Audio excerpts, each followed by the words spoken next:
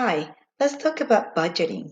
According to the Bureau of Economic Analysis, also known as BEA, on December 2019, personal saving rate in the United States was 7.6%.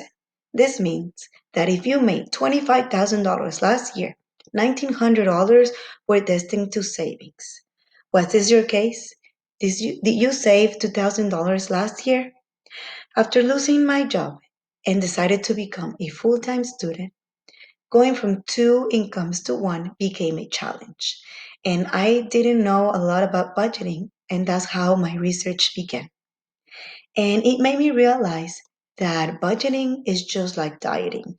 If you eat too much, you're going to get an illness like a heart disease. Now, if you spend too much, you're going to fall into financial illnesses such as debt and bankruptcy.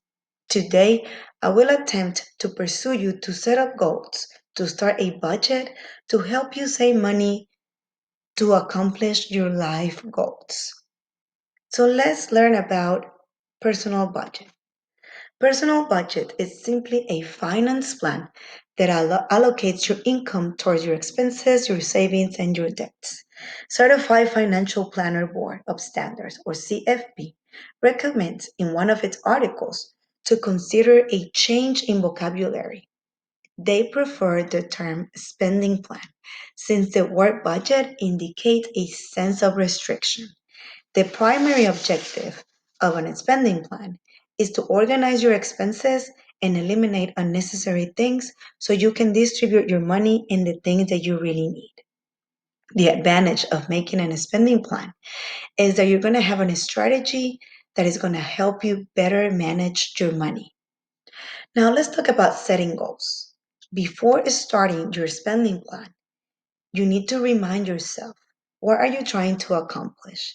Begin by setting short and long term goals. For me, it was just having a little bit of savings for rainy days, but yours could be different. Whatever the reason, always have a vision where your money is going to go. Next come the reality check. You need to look at your spending patterns and categorize it. For example, rent, school loan, cell phone, food, clothing. Miscellaneous is not allowed. Then comes the hardest part. You need to cut as much as possible to add that money into your goals. You might feel overwhelmed, and that's okay because according to the CFP, 1 in 5 adults report that they have no savings. Now, let me give you examples from where to cut and how much you can save. Alison Griffiths recommends the following areas to consider when cutting expenses. How about the $5 coffee that you drink every morning? Listen to this. You can save $1,300 per year if you cut it completely. Now, what about the gym? Allison recommends putting it on hold during the summer and enjoy outside activities. But if you cut it completely, you can save $300 per year. Do you buy a lot of clothing? She suggests staying away from the malls as much as possible to avoid temptations. And what about cable packages? Now, with so many cheap streaming services, you can save up to $400 per year. Good resort management always bring positive results that will last a long time. Now that you have a better understanding about budgeting, expenses, and financial goals, you can begin your spending plan.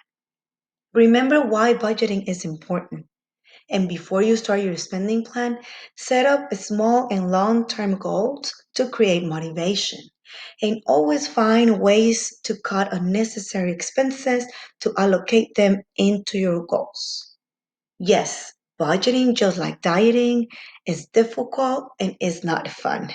But with the right tools, the right set of mind, and a little motivation, you can get out of debt and grow economically. Thank you.